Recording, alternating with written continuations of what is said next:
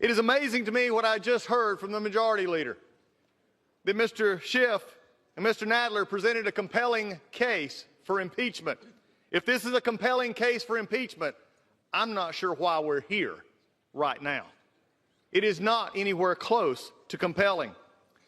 But you know what is interesting is what I have heard today. The majority leader just spoke and said that if the president was given every opportunity to come prove his innocence. I tell you what, Madam Speaker, let me have just a few minutes, stop the clock, and let me go around to the press corps and to everybody here, and I'm going to accuse you of something. You did it. You did it. You did it. You did it. Now prove it's wrong. Hey, Representative Doug Collins exploded during the impeachment debate, making waves ever since. He called out the majority for their handling of the impeachment process, resulting in a standing ovation. In today's video, we're breaking down his key points. Trust me, you don't want to miss this. But before we get into it, make sure to hit that subscribe button. First, Collins challenged the entire basis of the impeachment case. He called it unconvincing. According to him, the claim that the case for impeachment is compelling doesn't hold water. If the case was strong, why are we even debating it, he asked. The whole thing, according to Collins, just doesn't add up. A huge point that set the tone for the rest of his speech.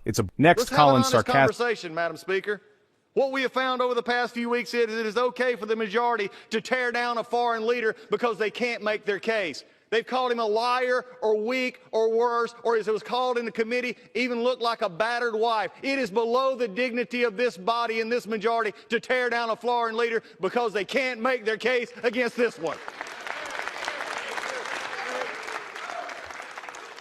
We have broken rules in this House, even to this moment.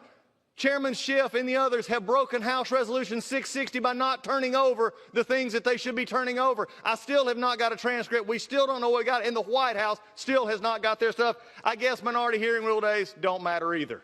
You see, there is a problem here because we're going to vote this tonight while breaking the rules.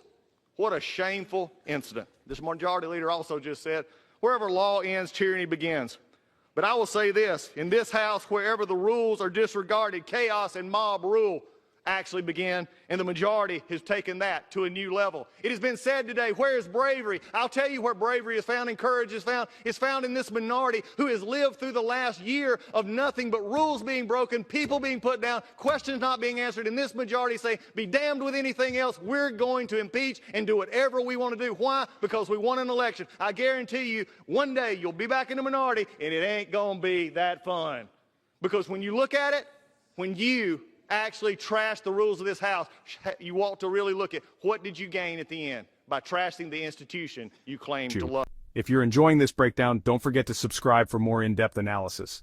To wrap up, Collins gave a stark warning to the majority. He argued that once they are back in the minority, they'll regret their actions. By ignoring rules and pushing forward with a flawed process, they were setting a dangerous precedent. Collins urged everyone to think about the long-term effects and how undermining the institution could hurt democracy. So there you have it, a breakdown of Representative Doug Collins' fiery speech. He took the majority to task on everything from the lack of evidence to rule violations. Whether you agree with him or not, his words had a huge impact. Like this video, subscribe, and leave a comment below. I'd love to hear your thoughts on Collins' speech and the impeachment process. Thanks for watching, and I'll see you in the next one. House and the minority.